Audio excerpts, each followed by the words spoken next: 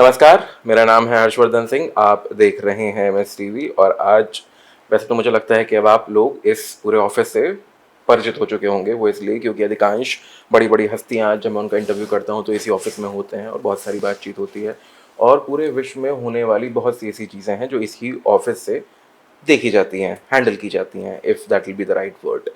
आज इस ऑफिस में इसलिए हूँ क्योंकि जिनका है doctor Sandeep Marwah, chancellor AFT university of media and arts और साथ ही साथ अनगिनत ऐसी ऑर्गेनाइजेशन जिनको वो चेयर करते हैं, चाहे भारत सरकार हो या फिर उसके अलावा कोई प्राइवेट ऑर्गेनाइजेशन हो, हमारे साथ हैं। और अभी हाल ही में उनकी एक यात्रा रही है लंदन की और उसमें खासी कुछ चीज़ें हुई हैं, तो वो जानेंगे और समझेंगे फिर लंदन का हाल क्या है, वहाँ पे जो लोग हैं, भारतीय जो रह रहे हैं, उनकी क्या स्थिति है, थोड़ा सा इसके बारे में बात होगी। सर बहुत बहुत स्वागत। नमस्कार। सर आप लंदन होके आए हो, टैन आपके फेस पे नहीं दिख रहा है सर। नहीं नहीं, टैन क्यों होगा? लंदन का वेदर बहुत ज़बरदस्त रहा है।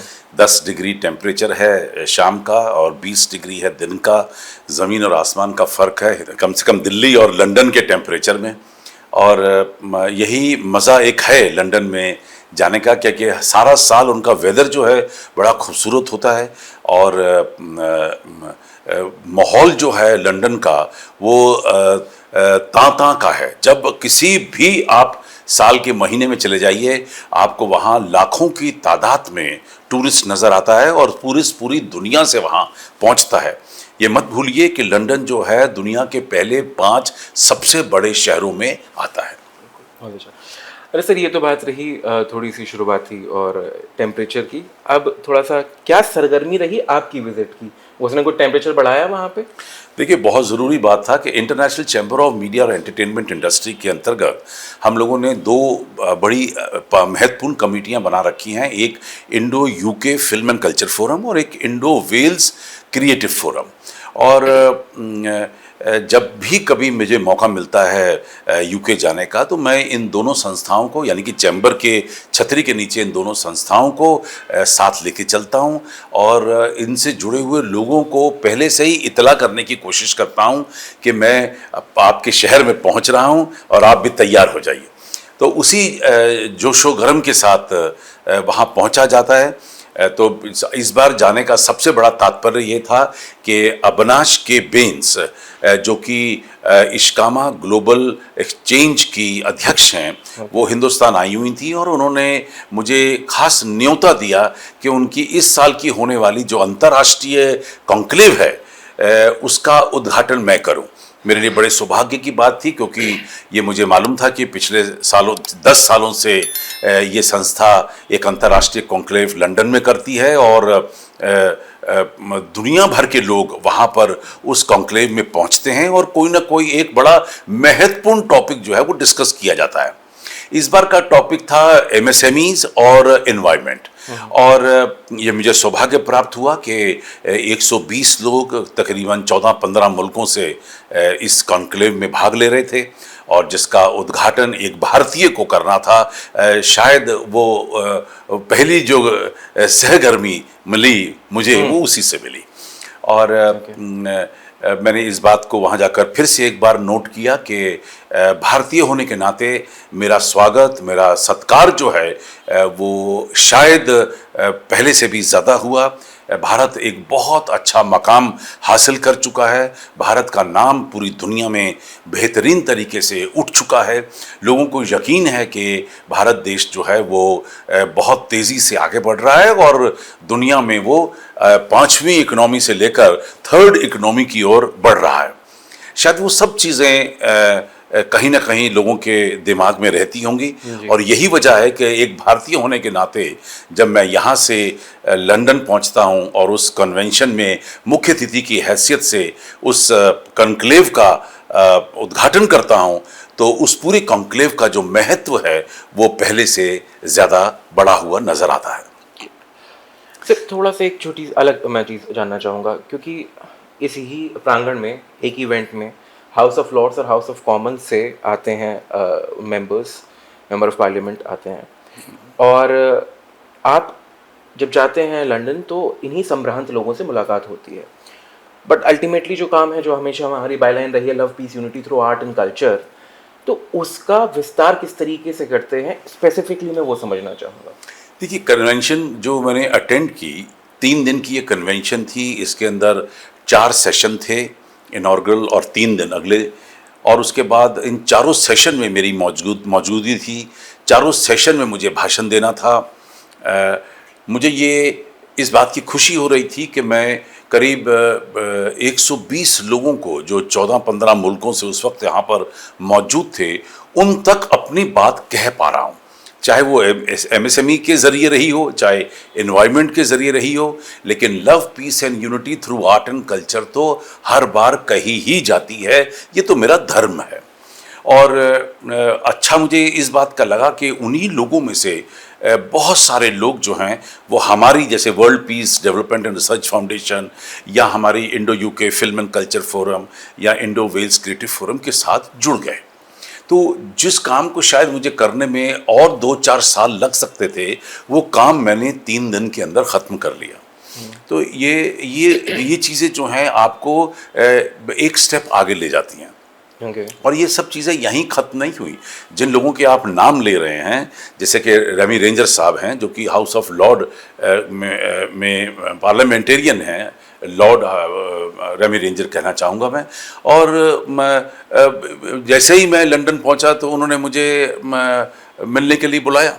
ये वही शख्स हैं जिन्होंने मेरे कहने के ऊपर ब्रिटिश पार्लियामेंट में, हाउस ऑफ लॉर्ड में 100 आदमी को बुलाकर सिर्फ डिनर की बात नहीं कर रहा, जो हमारे आदरणीय प्रधानमंत्री नरेंद्र मोदी जी की किताब जो लॉन्च हुई थी, वो इन्हीं के बदौलत, इन्हीं के सहारे हुई थी। और एक सिंगल किताब ने ब्रिटिश पार्लियामेंट की सोच बदली थी, पार्लियामेंटेरियंस की यूके के अंदर सोच बदली थी। क्योंकि 8 ईयर्स ऑफ मोदी सरकार वो किताब थी, और 9वें साल में रिलीज हुई थी। और लोगों को ये यकीन हो गया था कि उस किताब को देखने के बाद, पढ़ने के बाद, कि हमारे देश में इतना काम हुआ है, इन 8 सालों में इतना काम हुआ है, जो शायद किन्हीं अखबारों या टेलीविजनों के साधनों से वहाँ तक ये बात पहुँच नहीं पा रही थी। तो इस तरह हर एक छोटा और बड़ा कदम जो है वो आपको, आपके देश को, आपकी संस्था को और हमारे पूरे देश को एक स्टेप आगे ले जाता है। इस बार भी मुझे बड़ी खुशी है कि ये 3 दिन का कार्यक्रम ख़त्म हुआ। उसके बाद मेरी मुलाकात लॉर्ड रेमी रेंजर से हुई। उसके बाद एक दिन मेरी मुलाकात सुनील चोपड़ा जी से हुई, जो कि फॉर्मर मेयर लंदन के रहे हैं। उसके बाद एक दिन मेरी मुलाकात परवीन रानी जी से हुई, जो आज की डेट में डिप्टी मेयर हैं लंदन में, एक डिस्ट्रिक्ट में। और इसी तरीके से सतनाम ड्यूचकर हैं और उनके पिताजी हैं, उन्होंने मिलकर एक मेरे ऑनर में बड़ा ज़बरदस्त डिनर रखा, जहां उन्होंने मेरी मुलाकात और भी लंदन में रहने वाले महत्वपूर्ण लोगों से करवाई।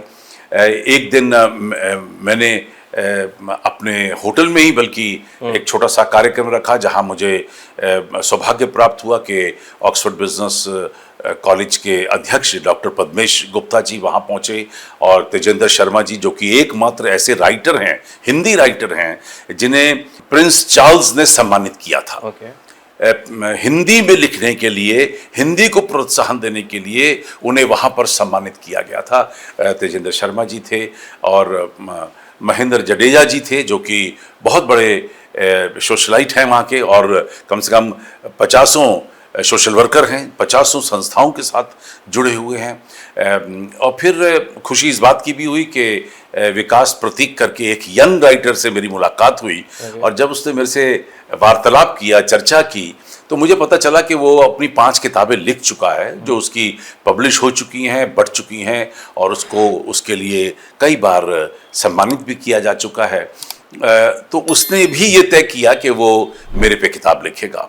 तो ये एक नया वेंचर, एक नई चीज़ मुझे इस बार लंदन में मिली। भारत में तो लोग मुझे कहते ही हैं कि वो मेरे पे किताब लिखना चाहते हैं, लेकिन अगर लंदन में और यूके में अगर लोग ये समझ पा रहे हैं हमारे कार्यों को, हमारी बातों को अगर समझ पा रहे हैं, और फिर हम पे किताब लिखना चाह रहे हैं, तो मुझे लगता है कि मेरा इस बार का भी जो पूरा ट्रिप है वो बहुत ही सफल रहा। अगर मैं गलत नहीं हूँ, I am not coating any particular number, but Bharat में भी कई किताबें आपके ऊपर लिखी जा चुकी हैं, 2-1 तो मैं भी जानता हूँ। जी जी, मुझे खुशी है कि तकरीबन 3 किताबें लिखी जा चुकी हैं और अभी 3 किताबें हाल ही में चल रही हैं, जिनके लिए मैं समय निकाल निकाल कर अलग अलग राइटर्स से वार्तालाप करता रहता हूँ। जी सर, अगला जो सवाल है, दो सवाल मैं जोड़ कर पूछना चाहता हूँ। पहला तो ये कि आप वहाँ गए तो क्या एएफटी का कोई पुराना छात्र मिला आपको, और मुझे पूरा यकीन है मिला ही होगा। और दूसरा सवाल ये, क्योंकि अभी आपने भारत को आगे बढ़ाने की बात करी, भारत के कल्चर को बढ़ाने की आगे बात करी, और as an educationist you are doing it. और जब हमारे यहाँ का बच्चा एएफटी का पढ़ के कहीं बाहर जाता है तो इस पूरी कल्चर को, पूरी धरोहर को लेकर जाता है। और पिछले विगत सालों में कुछ ऐसे ग्रुप जाते रहे हैं अलग अलग देश, तो इस बार वो ज़मीन क्या आपने वहाँ तैयार करी? नहीं, मैं तो इतना कहना चाहता हूँ कि जितनी ज़्यादा संस्थाओं के साथ आप जुड़ोगे उतनी आपकी रीच बढ़ जाती है। नए नए लोग मिलते हैं, नई विचारधारा मिलती है, नई सोच मिलती है। एक और बहुत महत्वपूर्ण संस्था मैक्सेबल फाउंडेशन, जिसे नीलम चावला जी चला रही हैं, और उन्होंने भी मुझे अपनी संस्था का ग्लोबल एम्बेसडर नियुक्त किया इस बार। उसके लिए उन्होंने एक बड़ा भव्य कार्यक्रम वहाँ पर ऑर्गेनाइज किया, और ये भी सौभाग्य की बात थी कि एम्बेसडर मोनिका कपिल मोहता, जो भारत की एम्बेसडर राजदूत रही हैं विभिन्न देशों में, वो वहाँ उस वक्त लंदन में मौजूद थी। वो भी इस संस्था की पैटर्न हैं, और मुझे बहुत खूबसूरत तरीके से वहाँ पे सम्मानित किया गया। तो ये मेरा पहला अवार्ड मुझे अविनाश बेंस की संस्था ने, जो कि इश्कामा ग्लोबल चेंज है, उसके मंच पर लॉर्ड, जो वहाँ के लॉर्ड हैं, उन्होंने मुझे सम्मानित किया। दूसरा अवार्ड मुझे मिला जब मैंने इनका मैक्सेबल फाउंडेशन का पैटर्नशिप एक्सेप्ट की। तीसरा अवार्ड मुझे मिला जब परवीन रानी मुझे मिली और वो हमारे कार्यों से प्रभावित हुई, तो वो बोली कि मुझे आपको सम्मानित किए बगैर मैं नहीं रह सकती हूँ। तो वो तीसरा अवार्ड भी मैं लेके आया। तो मुझे लगता है कि ये जो मेरा 9 दिन का ट्रिप था यूके का, ये बहुत ही कामयाब हुआ, क्योंकि मैक्सेबल फाउंडेशन का जो सोल पर्पस रहा है वो है मेंटल हेल्थ एंड वेलनेस, और इसको लेकर वो लोग काम कर रहे हैं। और जब उन्हें पता चला कि हम लोग पहले से ही बहुत सारा काम इसमें कर चुके हैं, हम लोग AFT school of health and wellness चला रहे हैं, मेंटल हेल्थ और वेलनेस के ऊपर हमने कई सारी फिल्मों तैयार की हैं, डॉक्यूमेंट्रीज तैयार की हैं, और मैं खुद सबसे ज़्यादा इंटरेस्ट लेता हूं जब मेंटल हेल्थ की बात आती है। तो इन सारी चीज़ों को देखते हुए उन्होंने हमें अपना ग्लोबल एम्बेसडर नियुक्त किया है। उन्हें ये भी जानकर खुशी हुई कि अब मैं तकरीबन 75 मुल्कों का कल्चर एम्बेसडर भी हूँ, और उससे ये होता है कि जब भी मैं कोई एक अच्छा काम हाथ में लेता हूँ तो वो काम कम से कम समय में 75 मुल्कों तक उसकी आवाज़ हो जाती है। इसी के साथ साथ मुझे कहते हुए ये भी बहुत हर्ष हो रहा है कि कुछ ही दिन पहले मैं हिंदुस्तान में commissioner international scouts and guide नियुक्त हुआ था, और मैंने हिंदुस्तान की स्काउट और गाइड संस्था को फिर से एक बार रिवाइज करने की पूरी कोशिश की है। और उसी तरीके से जब मैं इस बार यूके गया तो मैंने स्काउट और गाइड के उस संस्था को यूके के साथ भी एफिलिएट करने की पूरी कोशिश की है। जबकि मेरी वापसी जो थी वो पेरिस से थी, और पेरिस में मेरे पास सिर्फ 2-3 दिन थे, लेकिन उन 2-3 दिनों के अंदर भी मेरी कोशिश रही कि मैं कुछ अच्छे लोगों को मिल सकूं, मैं स्काउट और गाइड इन्फॉर्मेशन जो है उसको वहाँ डिलीवर कर सकूं, और वहाँ के काउंटर पार्ट के साथ मिलकर हिंदुस्तान का एक ऐसा संबंध बनाऊं जैसे यूके इंडिया का हमारा संबंध जैसे उज्जवल हो गया है, उस तरह स्काउट और गाइड का भी उज्जवल होते अब देर नहीं लगेगी। इसी तरह इंडिया और फ्रांस का स्काउट और गाइड का भी एक नया रिलेशन मैं पैदा करना चाहता हूँ। मकसद तो यही होता है कि भारत हर कोने में पहुँचे, भारतीय हर कोने में पहुँचे, और हमारे संस्कार, हमारी सोच, हमारा आर्ट और कल्चर, हमारी जो संस्कृति है उसकी हर हिंदुस्तान ही नहीं बल्कि दुनिया के हर कोने में उसकी तारीफ हो और लोग उसे अडेप्ट करें। क्योंकि मैं इतना ट्रैवल करता हूँ, जो कल्चर हमारा है, जो सोच हमारी है, जो वासुदेव कुटुंबकम की जो थ्योरी हमारी देश की है, वो कोई भी और देश इसको इतना ज़्यादा प्रोपोगेट नहीं कर पाता है। राइट। मैं बस सर बाद अब दो चीज़ें जोड़ना चाहूँगा। जब आपने मेंटल हेल्थ और उसकी बात करी, अवेयरनेस की, तो आप ही के इस एमएसटीवी पर एक बहुत लंबे समय से शो चल रहा है, heal your life, where we are healing people और we are trying to heal people. और दूसरा, हर एक कोई भी अगर हमारा फेस्टिवल होता है तो उसके अंदर एक ना एक ऐसा सेशन ज़रूर होता है जिसमें कोई मेंटल वेलनेस से जुड़े हुए, उसी पूरे क्षेत्र से जुड़े हुए आते हैं कोई व्यक्ति और बात करते हैं। मुझे लगता है कि जो जो कुछ काम भी हम लोग यहाँ मारवा स्टूडियो में, एएफटी में, आईसीएमईए में जब यहाँ करते हैं, उसकी जो आवाज़ है वो कहीं ना कहीं किसी न किसी रूप में बाहर सुनाई देती है, क्योंकि लोगों को पता है कि हम लोग इवेंट्स करते हैं, हम लोग आर्ट और कल्चर को प्रमोट करते हैं। और मुझे लंदन में बिल्कुल भी ज़रा सा भी इतना महसूस नहीं हो रहा था कि मैं विदेश में हूँ, क्योंकि लोग मेरे बारे में और हमारे बारे में, मैं कहूँगा हमारी सारी एक्टिविटीज़ के बारे में बड़े खूबसूरत तरीके से जानते थे। अब क्योंकि उत्तरार्ध की तरफ है सर, इस इंटरव्यू के लिए थोड़ा सा मज़ाहिया करना चाहूँगा।